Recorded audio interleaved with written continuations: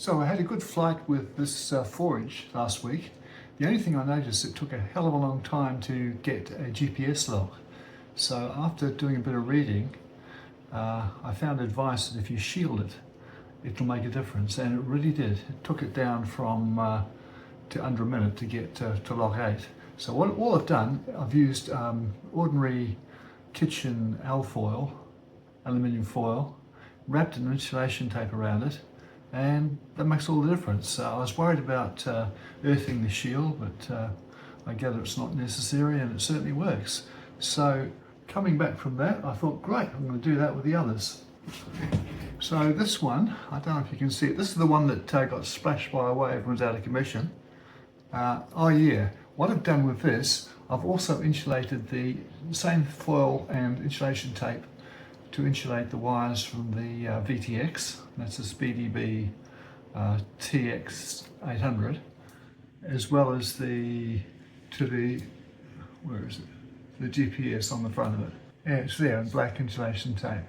Again, same effect. It took it down from 4 minutes to just under a minute to get that block of 8. So I'm not sure why I didn't notice the problem before. Maybe I was more patient before, but it's a little tip that's made a big difference. So I took this out today, and I was very cautious. The other thing I had a problem. I went to 454, which was then the last of the builds in that series, the 4.5 Betaflight series.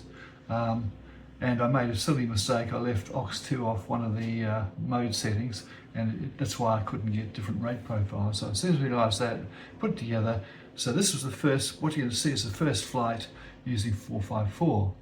Crazy thing is, I went back the next day and thinking, well, I may as well take the other one up to the 7-inch, up to 454, and it's gone. You've got 452, and then it jumps to 455. So that's what I've downloaded and put on the other one.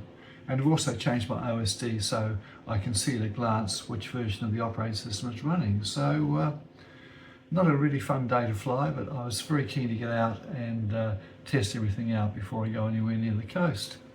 So that's what I've got today. Okay, so in the dark sky, you can see the bottom of the screen, bottom left, I've got BF454 for the version. And I've got the throttle setting in the middle with the VTX setting underneath it. And I'm away. So I'll brought the colour up a little bit because it was such a gloomy day. Interestingly enough, the FPV camera gives a nice bright image compared to the GoPro. But it all went very smoothly. I wasn't pushing it too hard.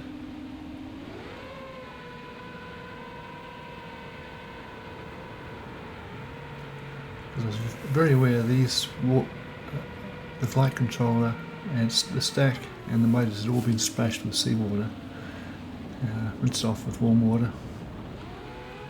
But this is the first time they've been put under any kind of a load. And if you look down there, you can see a little white shape. It's not a big bird, it's a guy flying a little fixed wing. And it's just above we're coming in on the right of the screen now, you can see it. And if you look closely, you can see the guy who's flying it. It's just bringing it for landing. Smooth. He actually got chased by a magpie. When I was setting up, I could see this plane zipping through the sky with a magpie hot on its tail. So that gave me the clue to stay well away from inland, just on this section where there doesn't seem to be the trees for them to rest in. So it sort of felt different, but I'm not sure whether it was a bit of a breeze. The last time I flew it was fairly still, but it felt stable, it felt good. And without even trying, I got up to a reasonable speed. What I did notice coming from the 4-inch is I can hover this thing virtually at 20% or less throttle, while the 4-inch used to have to work very hard to maintain altitude. You see we've had a fair bit of rain, that's why the mud's churned up a bit where the 4-wheel drive guys have been playing in the paddock. It's very cold, I think it's about 11-12 degrees centigrade. So not quite bracing to be out. It wasn't really unpleasant.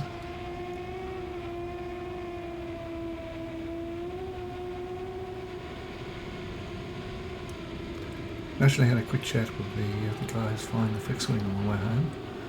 He had a beautiful little quad as well that he flew after.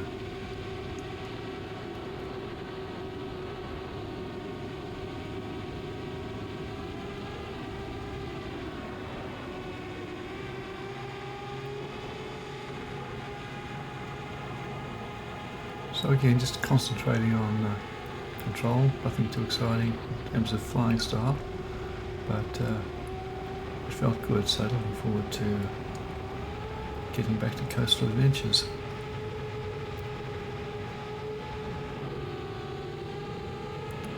I had intended to return home, but I didn't feel up to it, so I didn't bother. But we'll do that.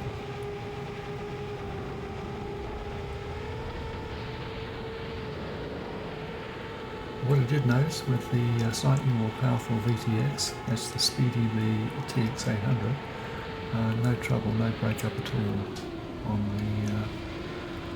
the nose cam.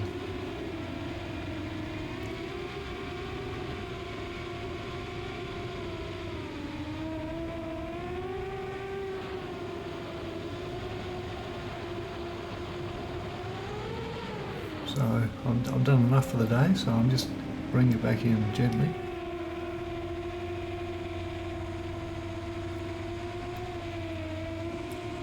At the end of the flight we'll have full stats at the moment. You see the throttle, 21%, 20, just bobbling around a little bit as I'm trying to get closer to the landing pad.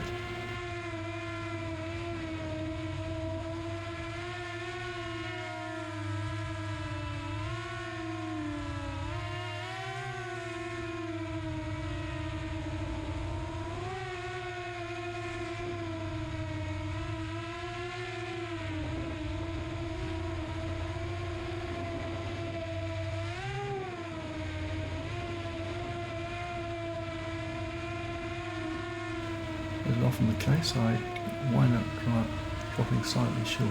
Don't know why. Now we're down. Okay, and here are the full stats of how the flight went. So that's it. Had good fun. See you next time. Bye.